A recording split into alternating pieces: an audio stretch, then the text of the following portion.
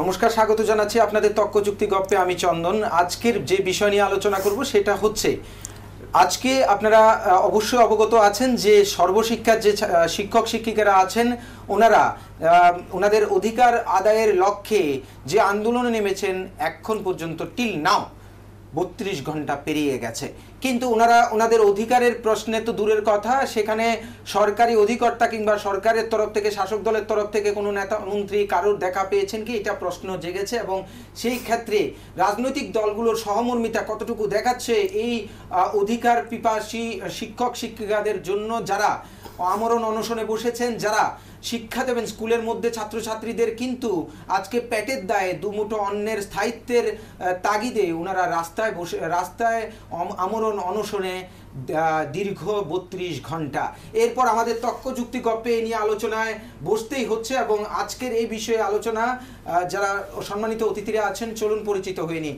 আছেন সজল আচার্য স্যার, উনি বিজেপি রাজ্য কমিটির সদস্য, স্বাগত জানাচ্ছি সজল বাবু।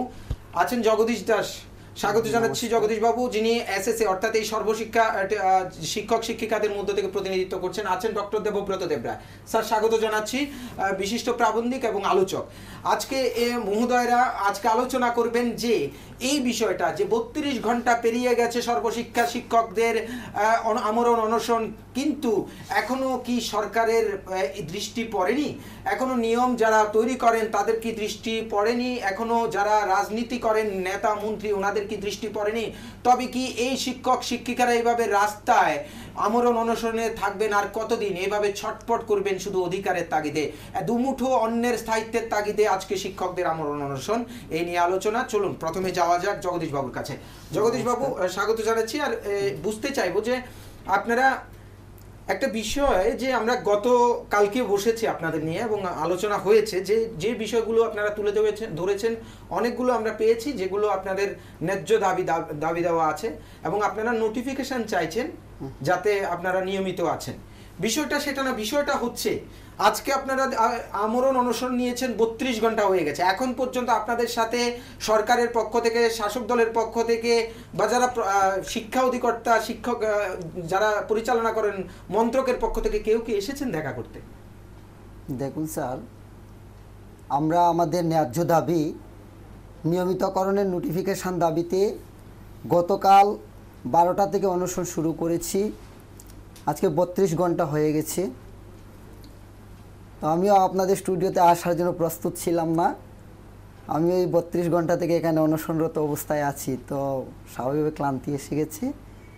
তো এখানে প্রথমতই যে প্রশ্ন আমাদের মনে জাগছে, আমরা আমাদের ন্যায্য গণতান্ত্রিক দাবি রেগুলারাইজেশনের নোটিফিকেশান জারির দাবিতে এখানে বসেছি। দীর্ঘ 32 ঘন্টা এই রাজ্যের সুদূর চড়াইভাড়ি থেকে এখানে শিলাচড়ি পর্যন্ত বিভিন্ন প্রান্তের এখানে চুক্তিবদ্ধ শিক্ষক কর্মচারীরা আমরা টোটাল 44 জনের মতো এখানে অনশনরত অবস্থায় আছি। কিন্তু অত্যন্ত পরিতাপের বিষয়, এই 32 ঘন্টা পেরিয়ে গেলেও রাজ্য প্রশাসনের তরফ থেকে কোনো আমলা, আধিকারিক বা আমাদের মন্ত্রিসভার কোনো সদস্য বা শাসক দলীয় কোনো সংগঠন আমাদের সাথে সাক্ষাৎকার বা আমাদের যে বেদনারত অবস্থা, আমাদের যে জীবন বিপর্যয় করে আমরা এখানে বসেছি, ওই জায়গায় কিন্তু ওনারা কোনো সহমর্মিতা দেখানোর জন্য এখানে কেউ আসেননি। আমরা আজকে সকাল থেকে লক্ষ্য করি যে এখানে কিছু আমাদের শিক্ষক সংগঠন, এই পেনশনার্স অ্যাসোসিয়েশন, এখানে সমর রায় ফেডারেশন মহাসংঘের সচিব ওনারা, এবং এখানে পিসিসি সভাপতি সন্ধ্যেবেলা ওনারা এসে আমাদের আন্তরিক সমর্থন আমাদের প্রতি জানিয়েছেন এবং আমাদের প্রতি সহমর্মিতা জ্ঞাপন করেছেন। এটাই স্যার।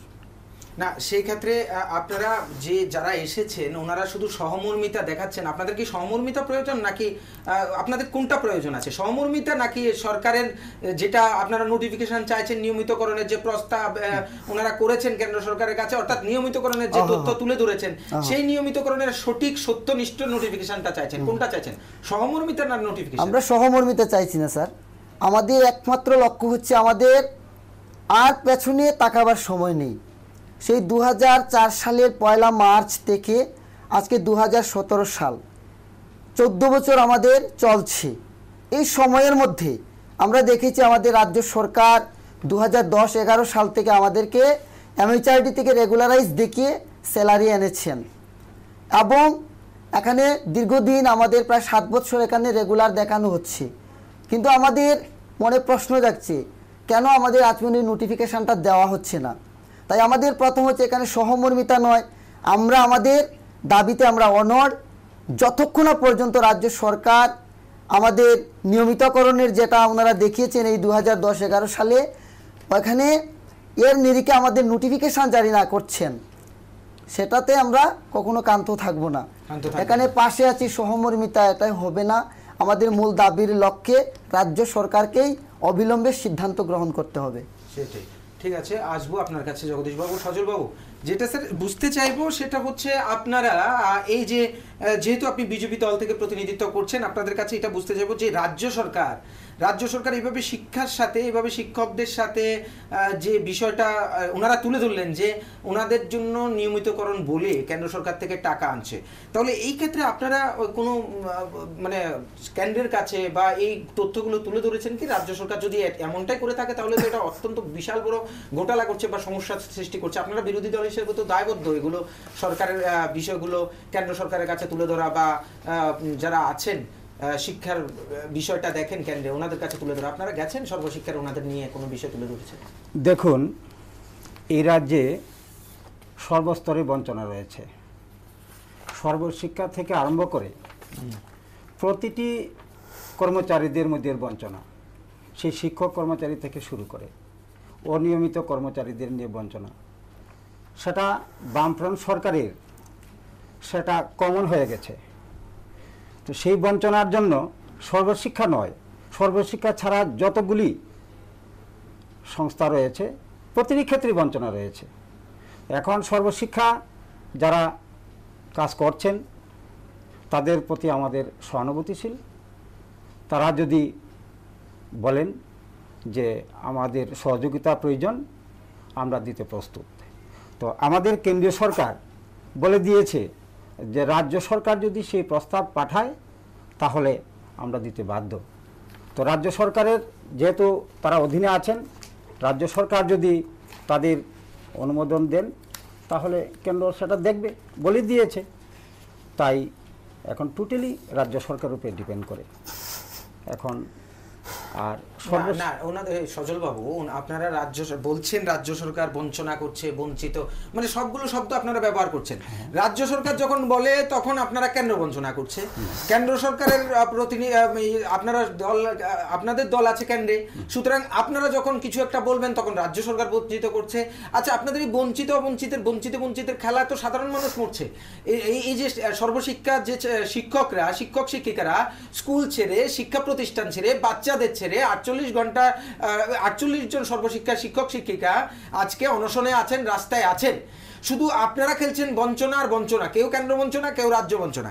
এতে করে আমাদের শিক্ষা ব্যবস্থাও আজকে এইরকম ধূলিসাৎ পথে, ভেঙে পড়ার পথে। আর আপনারাও সেখানে আপনারা বলছেন যদি ওনারা সাহায্য চায়, আচ্ছা ওনারা সাহায্য চাইলে ওনারাদের সাহায্য করবেন না, নিজের থেকে আপনারা বিরোধী দল হিসেবে এটা দায়বদ্ধ, কি মনে করেন? না, যদিও সেটা টোটালি রাজ্য সরকারের এখতিয়ারভুক্ত, সেটা আগে রাজ্যেই দেখা উচিত।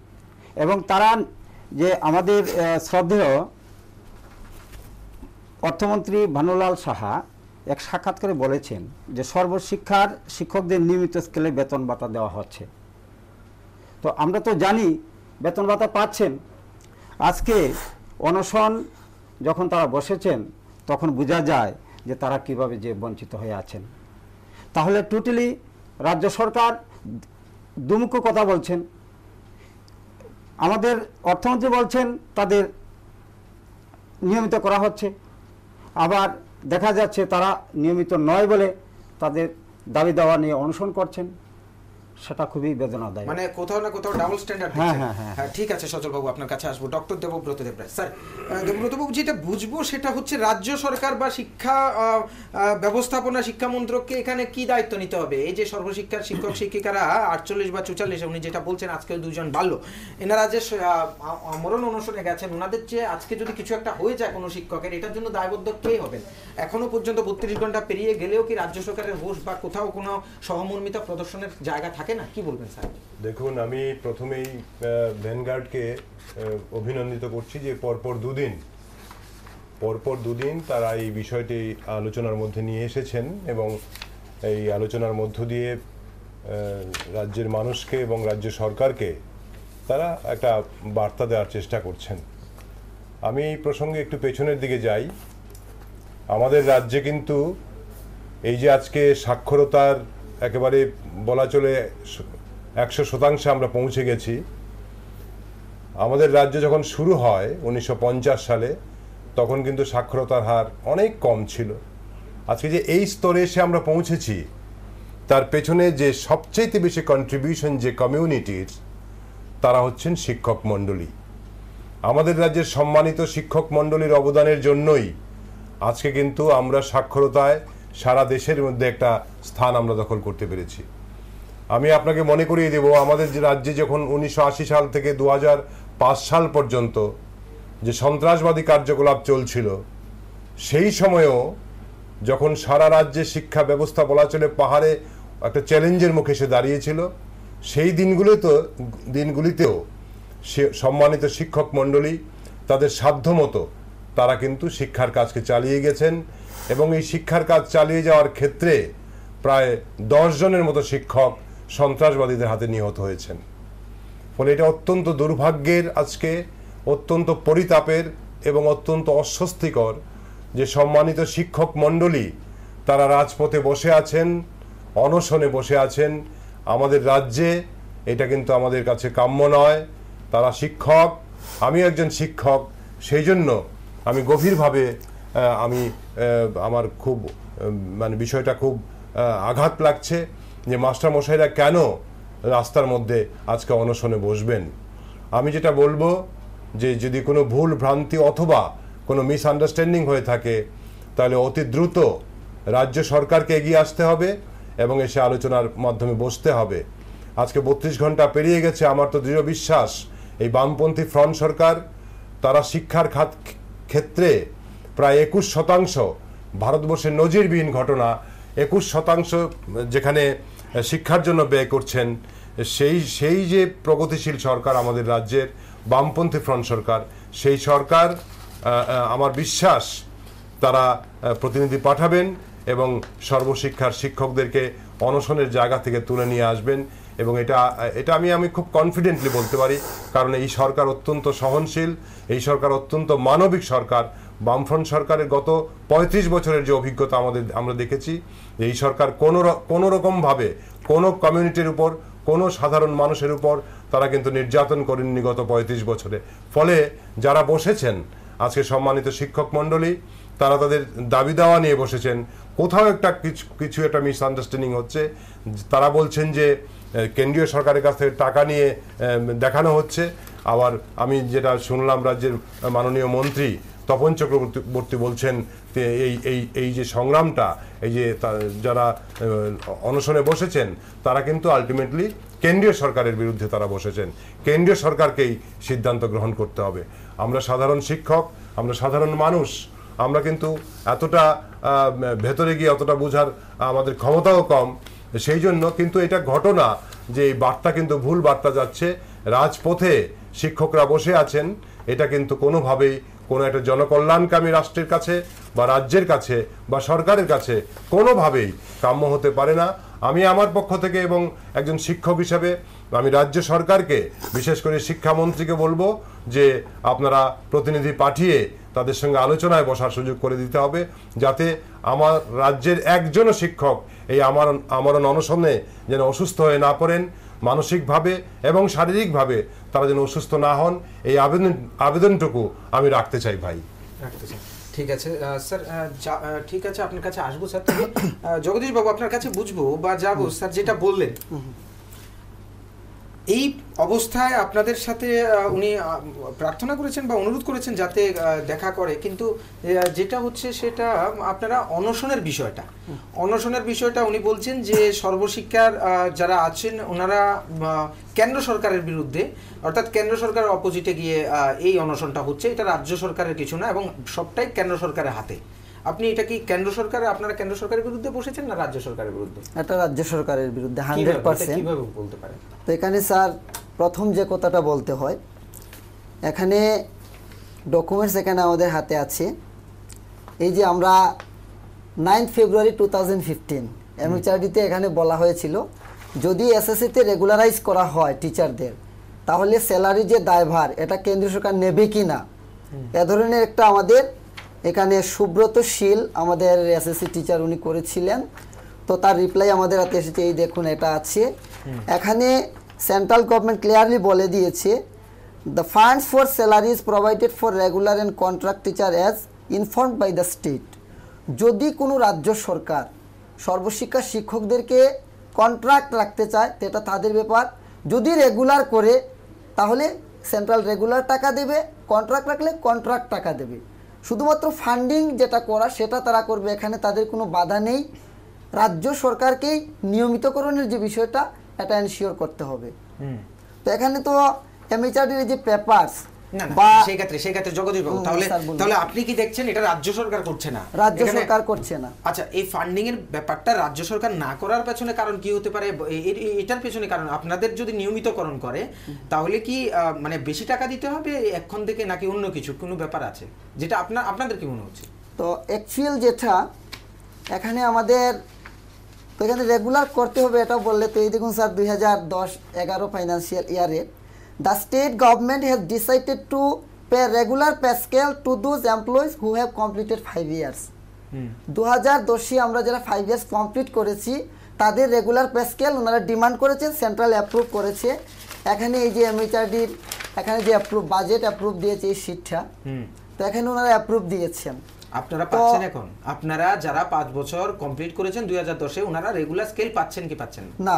কোনো পাচ্ছি না। এখানে এই যে আমাদের স্যালারি হিসাব স্যার দেখলে হাসি ভাই, এখানে এই দেখুন 2010-11-তে আমাদের দেখানো হয়েছে 15,000 পার মান্থ, কিন্তু রাজ্য সরকার আশ্চর্যজনকভাবে আমাদেরকে এখানে এপ্রিলে দিয়েছে 9,410, এমনকি অর্থ বছরের শেষে আমরা গিয়ে পেয়েছি 13,134। তো প্রতিটা মাসে এখানে আমাদের 5,590 টাকা থেকে শুরু করে 1,866 টাকা কম দেওয়া হয়েছে। অনুরূপভাবে যদি আমরা প্রত্যেকটা বছর দেখি স্যার 2010, 11, 12, 13, 14, 14, 15 এখানে এই ডাটাগুলো আছে, আমি সবটা বলছি না। প্রতিটা বছরে আমাদেরকে এখানে একটা বিরাট অঙ্কের টাকা এখানে কম দিয়ে এসছেন। তো ওই জায়গায় দাঁড়িয়ে ইভেন রিসেন্ট যে ফিনান্সিয়াল ইয়ার 2017 and 18 রিসেন্ট যেটা এখানে আমাদের স্যালারি পাওয়ার কথা এখানে আমার কাছে আছে, এখানে ওই যে সাইটে যেটা ওনারা অ্যাপ্রুভ এনেছেন দেখুন স্যার, এখানে প্রাইমারি টিচার ওনারা অ্যাপ্রুভ এনেছেন সেন্ট্রাল গভর্নমেন্ট। সেন্ট্রাল গভর্নমেন্ট দিয়েছে প্রাইমারি টিচার 24,651 ফাইন্যান্সিয়াল 1 এপ্রিল 2017। তো এপ্রিল, মে, জুন, জুলাই চলে গেল 4টা মাস, কিন্তু আমরা এখনো পাচ্ছি স্যালারি এখানে আমাদেরকে দেওয়া হচ্ছে 20,314 টাকা, এরকমটা প্রাইমারি টিচাররা পাচ্ছেন। তো ওনাদেরকে এখানে আশ্চর্যজনকভাবে 4,300 টাকা কম দেওয়া হচ্ছে এই বছর। দেওয়ার কত কথা আছে, মানে ওনারা কত গ্র্যান্ট করেছেন? 24,451 টাকা পাচ্ছেন আমাদের প্রাইমারি টিচাররা। আমি upper primary teacher, primary teacher 20,314 টাকা, 14 টাকা, মানে 4,000-এর মতো টাকা, 4,500 টাকার মতো কম পাচ্ছে। ঠিক আছে জগদীশ বাবু, আসবো। মানে আপনি সবকিছুতে এখানে ডকুমেন্টেশনে দেখাচ্ছেন যে রাজ্য সরকারের জন্য দায়ী, রাজ্য সরকার এখানে আপনাদের সাথে কোথাও না কোথাও বৈমাতৃ সুলভ আচরণ করছে। সজল বাবু, যেটা বুঝবো সেটা হচ্ছে আসলে এই টিচারদের সাথে এইভাবে বৈমাতৃ সুলভের আচরণের কারণ কি? আর যেটা ডক্টর দেবব্রত দেবরায় স্যার যেটা বললেন যে কোথাও না কোথাও এই সরকার শিক্ষা খাতে বেশি খরচ করে এবং শিক্ষা খাতে খুব গুরুত্বের সহকারে দেখে, কিন্তু আপনারা অভিযোগ তোলেন বারবারই সেখানে শিক্ষাকে মানে একেবারে পঙ্গু করার ধরেছে এই রাজ্য সরকার বা এই সরকারের যেটা চলছে। এই ক্ষেত্রে এই সর্বশিক্ষার সাথে আপনাদের বক্তব্যের কি সামঞ্জস্য খুঁজে পাচ্ছেন আপনি সর্বশিক্ষার এই যে টিচারদের সাথে ওনারা যখন এরকম বলছেন? নিশ্চয়ই তাদের বঞ্চনা করে রাখা হয়েছে, কারণ গ্রাম পাহাড়ে যেভাবে তারা নিয়মিত শিক্ষকের মতো কম বেতনে চাকরি করে যাচ্ছেন এবং শিক্ষাদান করছেন, সেখানে বৈষম্য থাকার কথা নয়। কিন্তু এই রাজ্যের বামফ্রন্ট সরকার যে কিভাবে যে শিক্ষক কর্মচারী থেকে আরম্ভ করে শ্রমজীবী মানুষ থেকে শুরু করে বঞ্চনা করে যাচ্ছে, তার একটা উদাহরণ আপনি এই দাদার থেকে, ছোট ভাই থেকে শুনতে পেয়েছেন। এবং কেন্দ্রীয় সরকার তাদেরকে বারবার বলা হয়েছে যে দেখুন, একটা ইয়েতে তথ্যে আছে যে কেন্দ্রীয় সরকার বিভিন্ন চিঠি এবং শিক্ষার অধিকার আইন অনুযায়ী সর্বশিক্ষা শিক্ষকদের নিয়মিত শিক্ষক হিসেবে রাখতে হবে, গাইডলাইনে বলা হয়েছে। তাছাড়া যে রাজ্যের যে প্রকল্প অধিকর্তা উনি বলেছেন যে ত্রিপুরা সরকার সর্বশিক্ষকদের যদি নিয়মিত করে কেন্দ্রীয় সরকারের বেতন ভাতা বরাদ্দ করেন তাহলে তাদের কোনো অসুবিধা নেই। কেন্দ্রীয় সরকার জানিয়েছে রাজ্য সরকার নিয়মিত স্কেলে বেতন চাইলে তা মঞ্জুর করা হবে। কেন দিচ্ছেন না? আসলে তাদেরকে বঞ্চনা করা তাদের ধর্ম হয়ে গেছে, প্রতিটি ক্ষেত্রে বঞ্চনা। বিগত 34 বছর যাবত এতে শাসক দলের কি লাভ আছে শিক্ষকদেরকে বঞ্চনা করে? যারা যারা যারা সমাজ একটা জাতির মেরুদণ্ড বা যারা আগামী ভবিষ্যৎ সৃষ্টি করে, এবং যেখানে আমরা লক্ষ্য করেছি এবং যেটা দেবব্রত বাবু বলছেন যে এই সরকারের যেটা প্রথম প্রায়োরিটি সেটা হচ্ছে শিক্ষার উন্নয়ন, সেখানে এই সরকার কেনই বা শিক্ষকদেরকে এভাবে শিক্ষকদের সাথে বঞ্চনা করবেন, বৈমাতৃসুলভ আচরণ করবেন, বা এভাবে ওনাদের ঠকিয়ে যাবেন, এভাবে ওনাদের থেকে টাকা কেটে রাখবেন এবং নিয়মিত করবেন না? এটা কেন করবেন যেখানে শিক্ষাকে প্রায়োরিটি দিচ্ছে এই সরকার? শিক্ষককে কোথায় প্রায়োরিটি দিচ্ছেন আমার জানা নেই। যদি থাকতো তাহলে একের পর এক কেলেঙ্কারিতে কিভাবে এই শিক্ষকদের সঙ্গে প্রতারণা করা হচ্ছে। 10,323 জনের চাকরি যাওয়ার পথে, তাদেরও সেই এটার জন্য দায়ী আপনারা বলে নাকি? এটার জন্য বলা হচ্ছে যে বিরোধী দলগুলো দায়ী, যেটা 10,323 চাকরি যেত না আপনারা যদি এইভাবে বিভিন্ন বিরোধী দলকে স্টেজ না করতেন। হাইকোর্টে গিয়েছেন, সুপ্রিম কোর্টে গিয়েছেন, তাদের রায়ের উপরে তো আমার কিছু বলার নেই। তো আপনারাই তো তাহলে শিক্ষক বিরোধী, ওদের চাকরি বিরোধী বঞ্চনা করছেন। না, তাদের নিয়ম নীতি পালন করে চাকরি দেয়নি, যার জন্য সুপ্রিম কোর্ট, হাইকোর্ট যার জাজমেন্ট দিয়েছেন। তো এখন তাদেরও সেই বঞ্চনার করে যাচ্ছেন।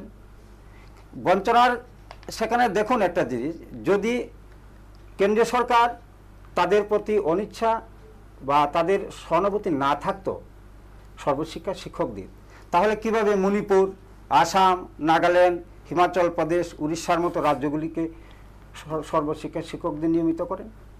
কিন্তু এই রাজ্যে কেন্দ্রীয় সরকার পরিষ্কার দিয়েছে যে রাজ্য সরকারের যদি সেই ভাবনা নিয়ে থাকে তাহলে কেন্দ্রীয়তে পাঠানোর জন্য তাদের আবেদন কেন্দ্রীয় সরকার সেটা মনে পাঠিয়েছে, স্টেট গভর্নমেন্ট পাঠিয়েছে, স্টেট গভর্নমেন্টকে সেই অনুসারে টাকাও দিচ্ছে, যেটা জগদীশ বাবু দেখালেন। স্যার আপনার কাছে আসবো, আমি স্যারের কাছে যাব। যেটা স্যার যেটা হচ্ছে আপনি যেটা দেখালো ডকুমেন্টসে বা তথ্য যেটা বলছে সেটা হচ্ছে কেন্দ্র সরকার কিন্তু চাইছে, রাজ্য সরকার সেখানে এরকম করার কারণ কি? শিক্ষকদের সাথে যেখানে রাজ্য সরকার শিক্ষকদের সাথে এটা করে আসলে কোথাও লাভবান হবে? আমি তো এটা কোনোভাবেই মানতেই পারছি না যে সরকার শিক্ষার জন্য সারা ভারতবর্ষের মধ্যে সবচেয়ে বেশি বরাদ্দ করছেন তার বাজেটে,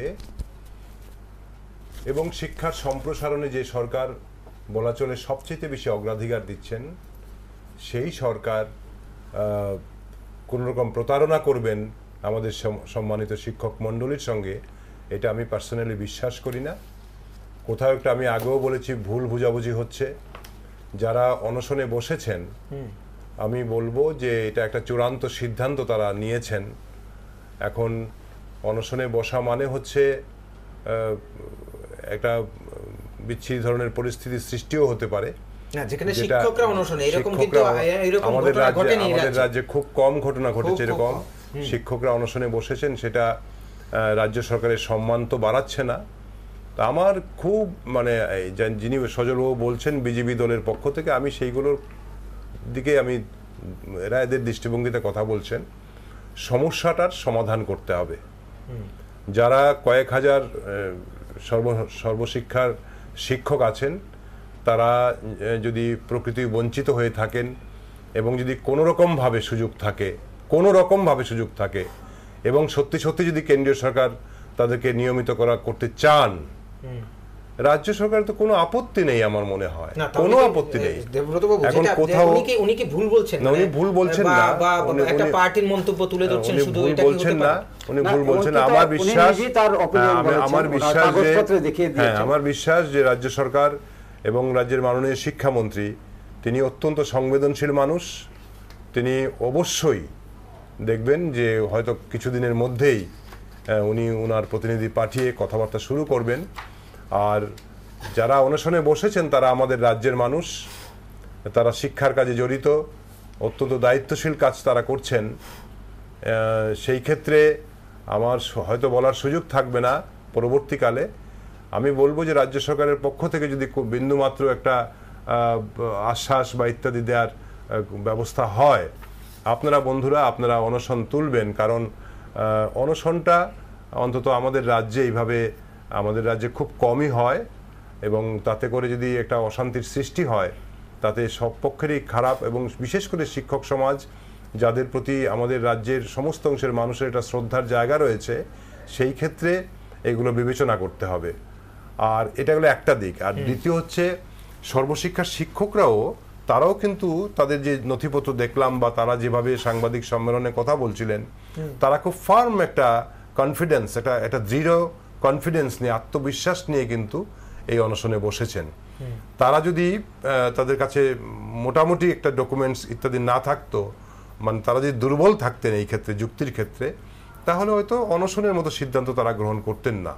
এক্ষেত্রে তাদের মধ্যেও আমি একটা আত্মবিশ্বাসের জায়গা দেখছি, এবং যে আরটিআই করে যে কাগজপত্রগুলো তারা বার করেছেন এবং কেন্দ্রীয় সরকারের যে দৃষ্টিভঙ্গি আমরা দেখছি, যে তাতে করে তাদের নোটিফিকেশনের প্রশ্ন এসে যাবে, এবং যদি কেন্দ্রীয় সরকার টাকা বরাদ্দ করার ক্ষেত্রে কোনো রকম মানে নেতিবাচক দৃষ্টিভঙ্গি যদি না থাকে, কেন্দ্রীয় সরকার যদি ইতিবাচক থাকেন, তাহলে রাজ্য সরকারের পক্ষে কিন্তু কোনোভাবেই তাদেরকে বঞ্চিত করার, ইচ্ছে করে বঞ্চিত করার কোনো কারণ নেই বলে আমার দৃঢ় বিশ্বাস।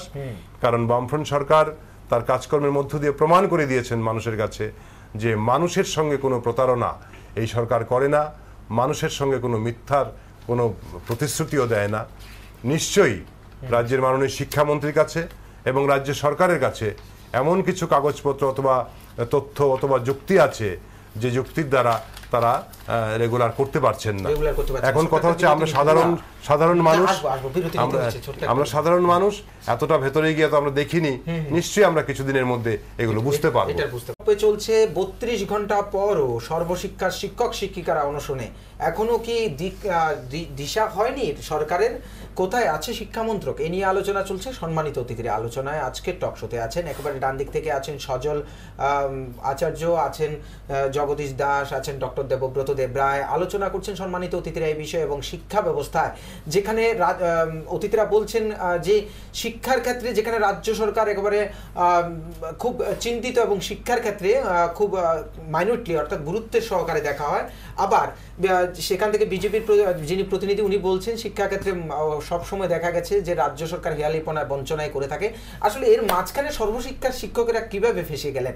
আজকে যেখানে কেন্দ্র থেকে বলা হচ্ছে যে নিয়মিতকরণের কথা, রাজ্য সরকার কেন করছেন না? যদি সেই টাকা কেন্দ্র সরকার দিয়ে থাকে তাহলে রাজ্য সরকারের কেন না করার পেছনে কারণ কি হতে পারে? সেক্ষেত্রে কি বিএড এর বিষয় আসতে পারে নাকি অন্য কিছু আসতে পারে? এগুলো নিয়ে আলোচনা হচ্ছে।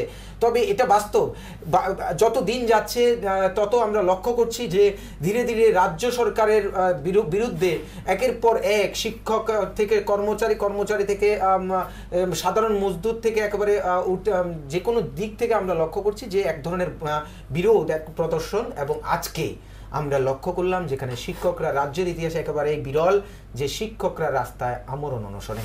তবে কি কখন ফিরবে হোশ রাজ্য সরকারের? এই বিষয়ে আলোচনা। এইবার যাব আমি জগদীশ বাবুর কাছে।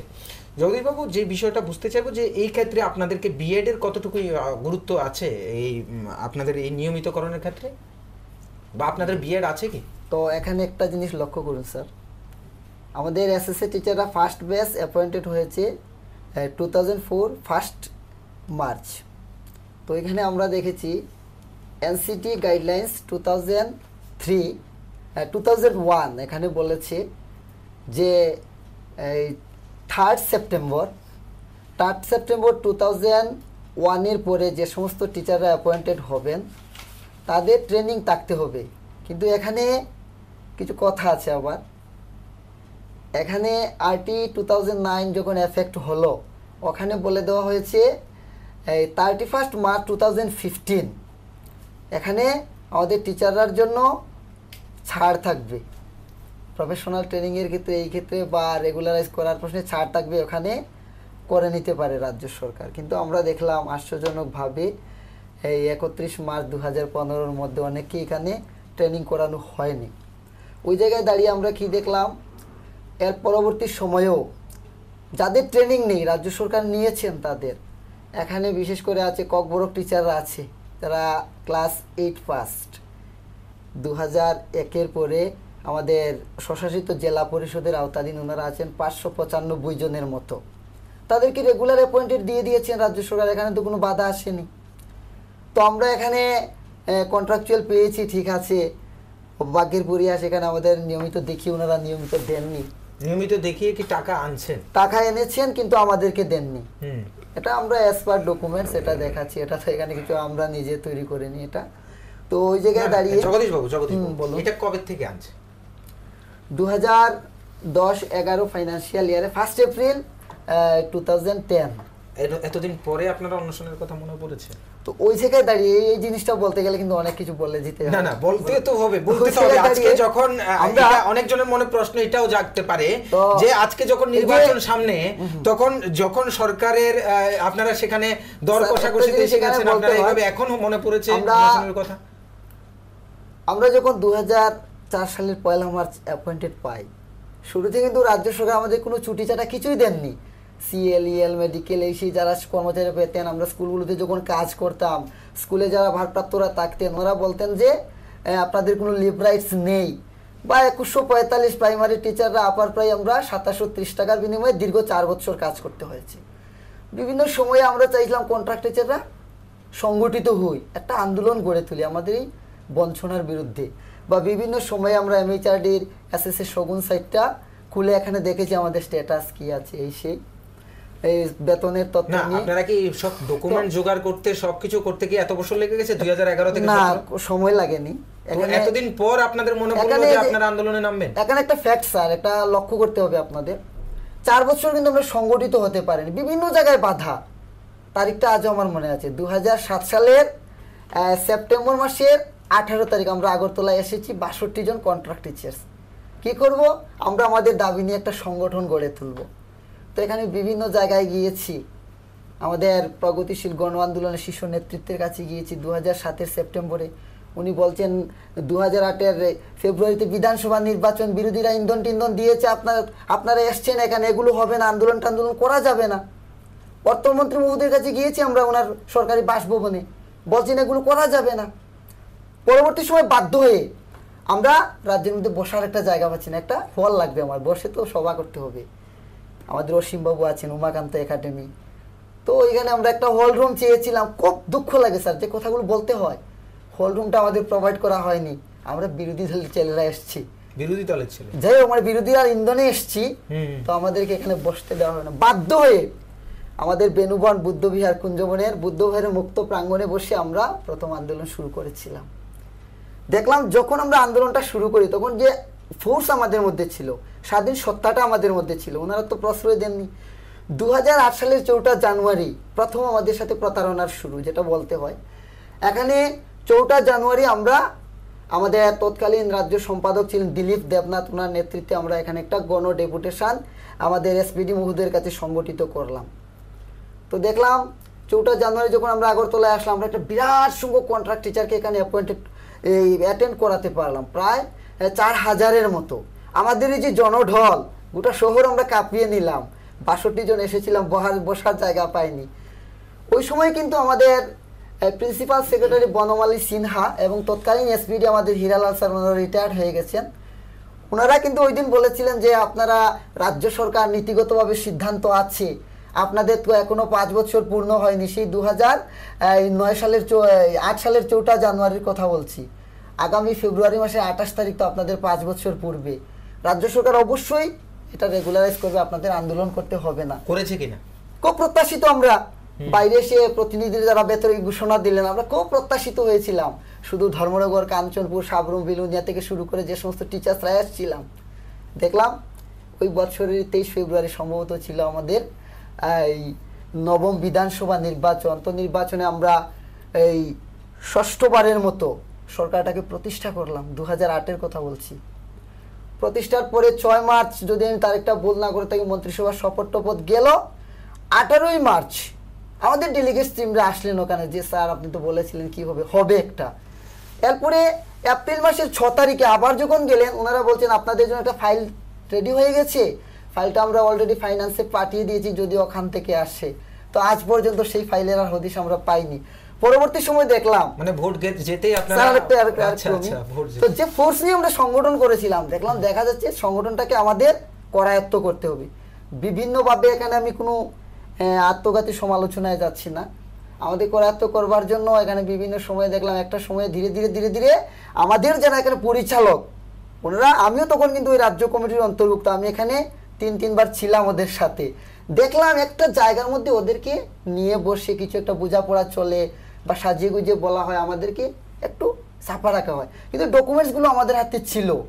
আমরা কিন্তু এই আজকে যে ফোর্স নিয়ে এখানে নেমেছি, এই ফোর্সটা আমরা হারিয়ে ফেলেছিলাম একটা সময়ে। তাহলে কাহিনী অনেক লম্বা, কাহিনী অনেক দীর্ঘ। কি বলবেন দেবব্রত বাবু? আজকে যেটা চলছে, আপনি কি প্রতারণা দেখতে পাচ্ছেন না? প্রতারণার প্রশ্ন নয়, আমি এখনো বিশ্বাস করি যে সরকার তাদের সঙ্গে কথা বলবেন, এবং এরা মাননীয় শিক্ষক মণ্ডলী আমাদের রাজ্যের অত্যন্ত গুরুত্বপূর্ণ অংশের মানুষ। তবে আমি যতটুকু জেনেছি যে নতুন করে পোস্ট ক্রিয়েট করার প্রশ্ন আছে, এবং যে আইন, যে রুলস যেগুলো আছে সেগুলো মেনটেন করতে হবে।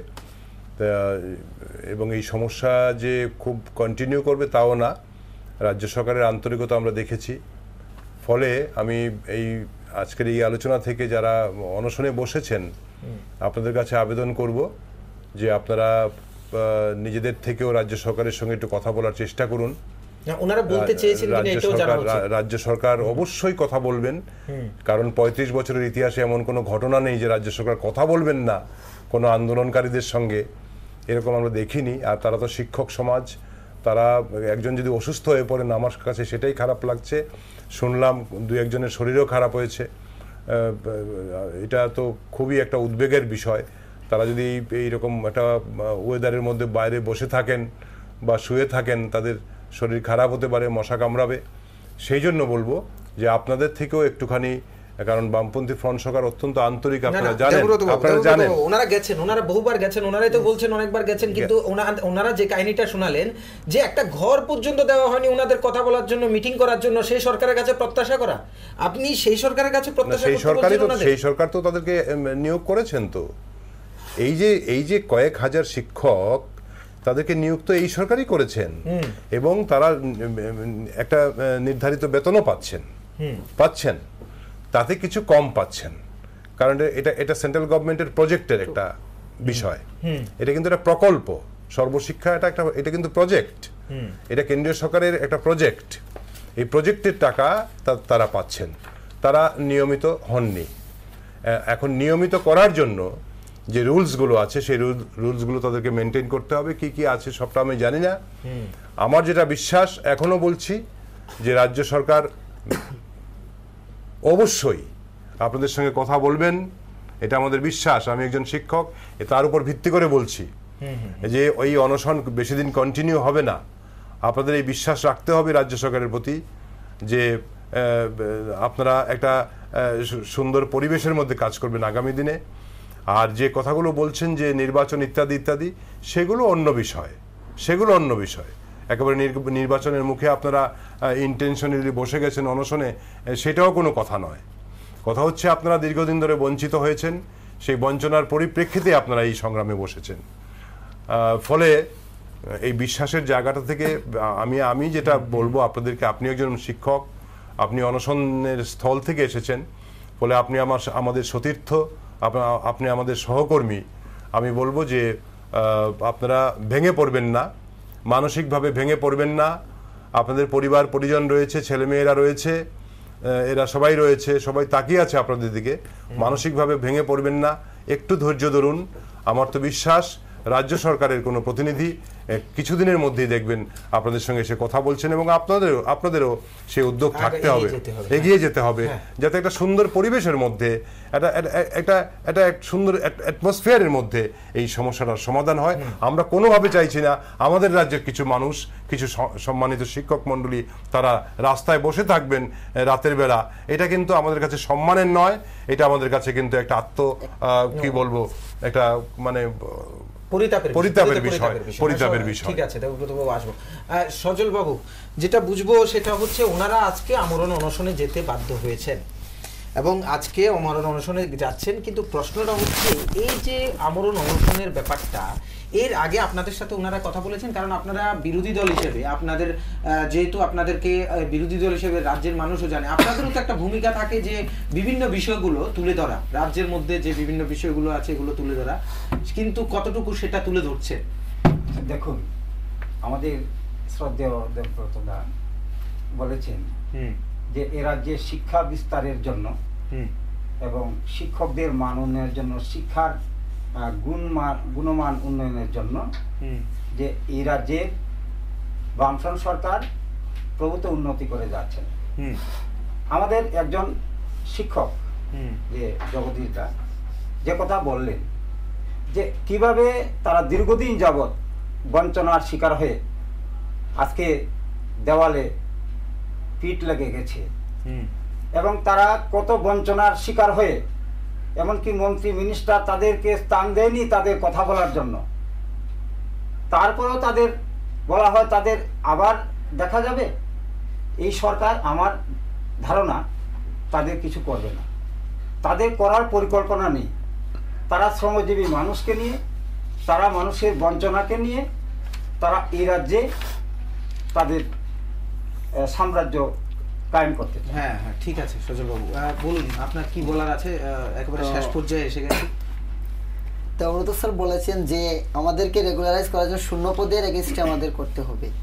তো এটা নিরিখে একটু আমি এখানে ওই যে এই জিনিসটা দেখাবো, ডেইলি দেশের কথা পত্রিকা, এখানে খবর ছাপিয়েছেন ওরা 2 সেপ্টেম্বর 2013।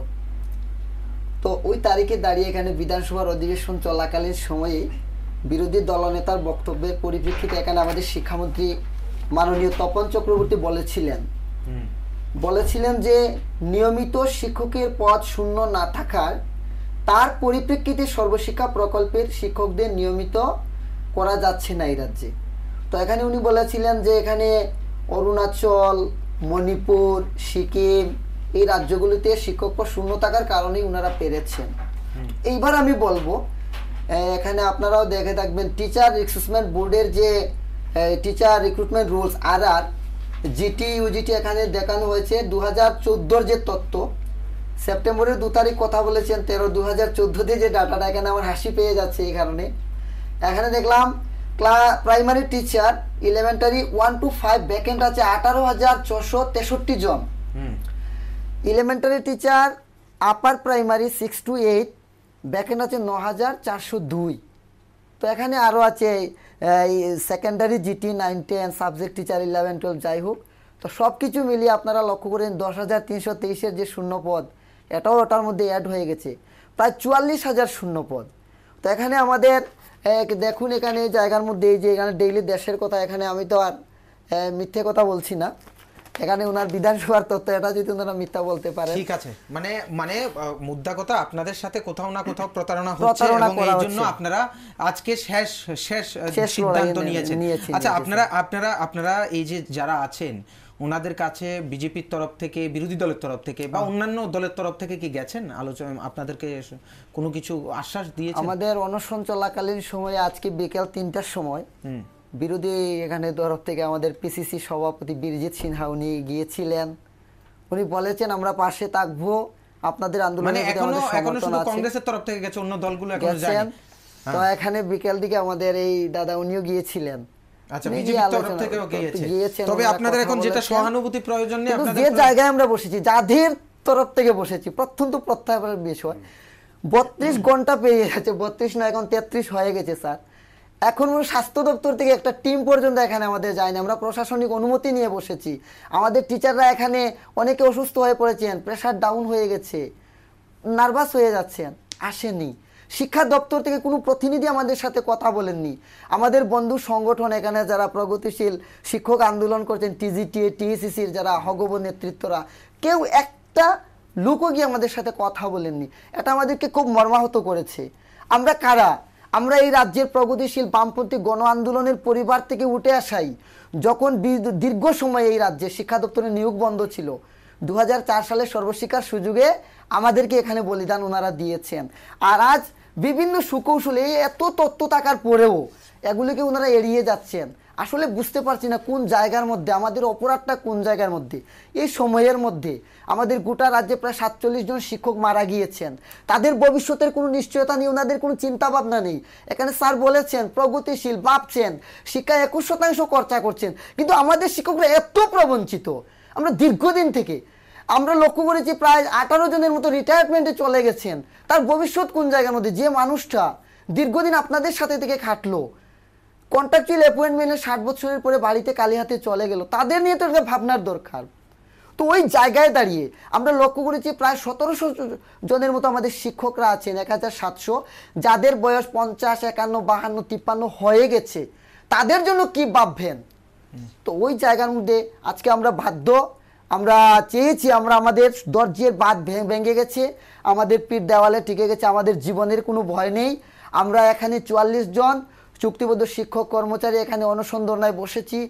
32 ঘন্টা পরেও আমি এখানে কথা বলছি, আমার কথা দেখছেন, আমার মেজাজটা কিন্তু ভেঙে যায়নি। আমি এখনো এখানে বক্তৃতা করব। তো ওই জায়গায় দাঁড়িয়ে আজকে আমার বাড়িতে দেখুন স্যার, বৃদ্ধা মা আমি রেখেছি, খুব অসুস্থ, আমার ছোট বাচ্চা রেখে এসেছিস। তো ওই জায়গায় আমিও চাইবো, অতি সত্ত্বর রাজ্য সরকারের কাছে আমার দাবি থাকবে, শিক্ষা দপ্তর যাতে 2-1 দিনের মধ্যে, যদি শিক্ষক জাতির কল্যাণ ওনারা চান, আগামী 5ই সেপ্টেম্বর আমাদের মহান শিক্ষক দিবস, এর 1 মাস আগে আমরা অনশন করছি রাস্তার মধ্যে বসে। এ থেকে আমাদের জন্য মুক্তি হয়, রাজ্য সরকার যেন আমাদের নোটিফিকেশন জারি করে। অসংখ্য ধন্যবাদ সম্মানিত অতিথিরা, আজকের আলোচনায় এসেছেন এবং আমাদেরকে সময় দিয়েছেন। যারা দেখছেন অদ্ভুত শিক্ষা বিপ্লব চলছে রাজ্যে, অদ্ভুত শিক্ষা বিপ্লবের প্যাচে পড়ে গেছেন এসএসসি শিক্ষকেরা, সেই প্যাচ খুলবে কে?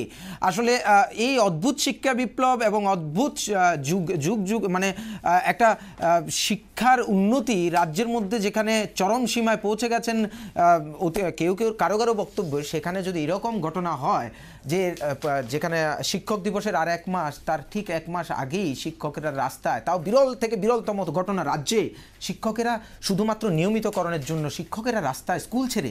অদ্ভুত যে আমরা কোথায় আছি, রাজনীতির যুপকাষ্টে আমাদের সেই নীতি কোথায় হারিয়ে গেছে, আদর্শ কোথায় হারিয়ে গেছে, তারপরও আমরা ভালো আছি।